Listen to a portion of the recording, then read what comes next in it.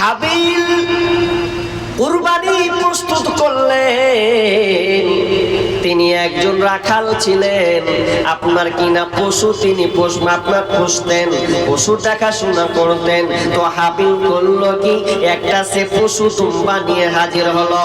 এবার আপনার কাবিল করলো কি রে, এবার সে তো চাষি মানুষ, তখন সে চাষ করার জন্য সে একটা ভালো আপনার কিনা চাষা, আপনার ধান নয় কি আপনার শীষ তো সবচাইতে খারাপ নোংরা শীষে সে হাজির করেছে। আগের জমানায় যে এমন একটা নিয়ম ছিল যে যেটা কুরবানি দিত সে সেটাই কিন্তু দেখতে পেত, কুরবানি কবুল হতো এটা মানুষ জানতে পারত। তার মানে একটা পাহাড়ি উঁচা জায়গাতে যেটা যে কুরবানি দিত রেখে দিত, আসমান থেকে আগুন এসে জ্বালিয়ে ওটাকে আবার পুড়ে ছাইখার করে দিত।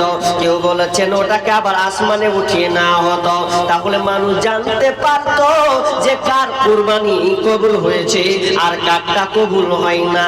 এরপরে যখন কবুল হলো না কাবিলের, এবার কাবিলের মন খুব খারাপ। এই খারাপ হতে গিয়ে সে লজ্জিত হয়ে নিজের ভাইকে হাবিলকে সে হত্যা করল,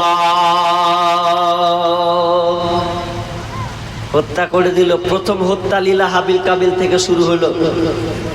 লম্বা ঘটনা আছে, আমি ওইদিকে যাব না। তাহলে আমরা ইতিহাস জানতে পারলাম যে কুরবানি আদম আলাইহিস সালাম থেকে চলে আসছে। এবার রিনিউ হবে আমাদের কুরবানি কোনটা। আমাদের কুরবানি হচ্ছে ইব্রাহিম আলাইহিস সালাতু ওয়াস সালাম থেকে কুরবানি, সেটা হচ্ছে আমাদের মূলত কুরবানি। এ কুরবানি এর অনেক তাৎপর্যপূর্ণ কিছু কথা আছে যেগুলো আমাদের সকলকেই জানতে হবে। আপনি যে কুরবানির ইচ্ছা পোষণ করেছেন যে আমি কুরবানি দেব, তো আপনাকে এই টার্গেটগুলো আগে রাখতে হবে।